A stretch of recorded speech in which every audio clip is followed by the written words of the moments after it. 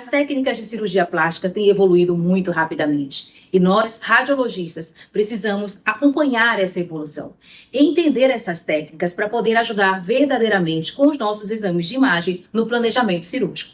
Eu quero conversar com vocês sobre alguns exames muito importantes nessa avaliação pré-operatória. E vou começar com a tomografia de tórax. Ela é muito importante na avaliação pré-operatória da cirurgia de remodelamento costal, a chamada rib scar.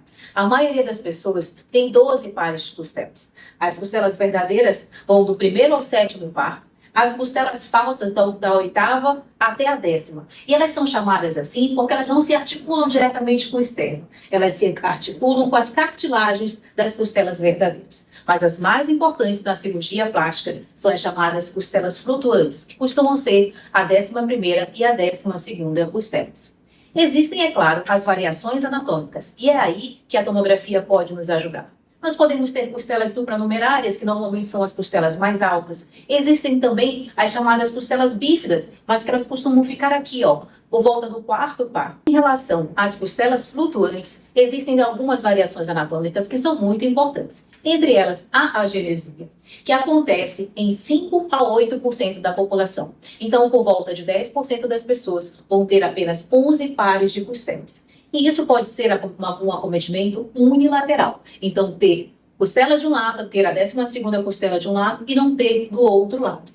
E ainda tem uma outra variação anatômica importante em relação às costelas flutuantes. Algumas vezes, além da 11ª e da 12ª costela, a 10ª costela também pode ser flutuante. Nessas situações, a 12ª costela também pode ser atrófica, ser pequenina, assim como nesse caso, e não se envolver tanto no contorno corporal da cintura, da silhueta da paciente. Essa é uma informação muito importante, porque nessas situações você não vai abordar a 12ª costela, vai abordar a 11ª, que é flutuante, e a 10ª, que também é flutuante.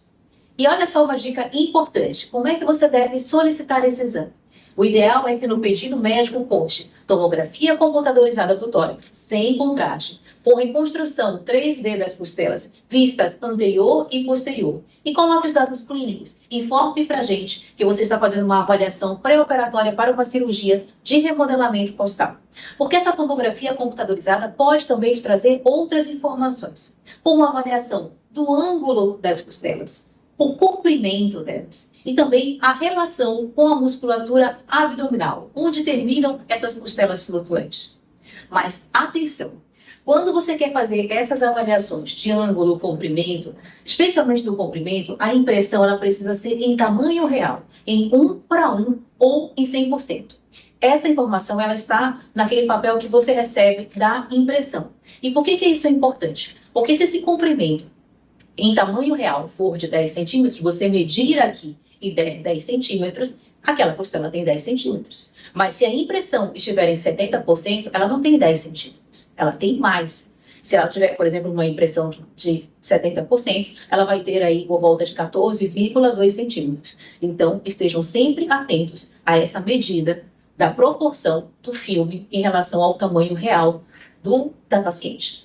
E aí, com todas essas informações em mãos, você pode fazer o planejamento cirúrgico, aquele que você já está acostumado a fazer. Com as informações da tomografia de tórax, você vai ter as informações do seu exame físico, da palpação e todas as técnicas de marcação cirúrgica que você já está habituado a fazer. E se você quiser, e eu tenho certeza que você vai querer, você também pode colocar a ultrassonografia no seu planejamento pré-operatório. Dessa forma, você vai ter uma marcação pré-operatória ainda mais fidedigna. Você vai poder utilizar o seu exame físico, a sua palpação, as informações da tomografia e as informações que vão ser adicionadas em tempo real pela ultrassonografia. E além disso, durante o seu procedimento intraoperatório, você também vai poder utilizar a ultrassonografia. No momento em que você for utilizar o piezótomo para poder realizar a fratura, a fissura da costela, você vai poder utilizar a ultrassonografia para confirmar que você está no ponto em que você quer fazer essa fissura. Você também pode, depois de realizar a fissura e o remodelamento, aquela fraturazinha ali da costela, você pode fazer a medida do ângulo, né, e confirmar que você está colocando aquela costela no formato e no contorno que você quer. Agora, se você, cirurgião plástico, ainda não se sente confiante na ultrassonografia, fique tranquilo. Esse é o meu curso, Ultrassonografia para Cirurgiões Plásticos, Dominando o Método do consultório ao centro cirúrgico, onde eu te ensino, além de tudo isso, muitas outras informações para utilizar a ultrassonografia de forma muito prática. Se você curtiu esse conteúdo, salva para poder acessar depois e encaminha para algum colega que também possa se interessar. E não esquece de me seguir, que na próxima aula nós vamos conversar sobre os aspectos de imagem da parede abdominal. Até mais!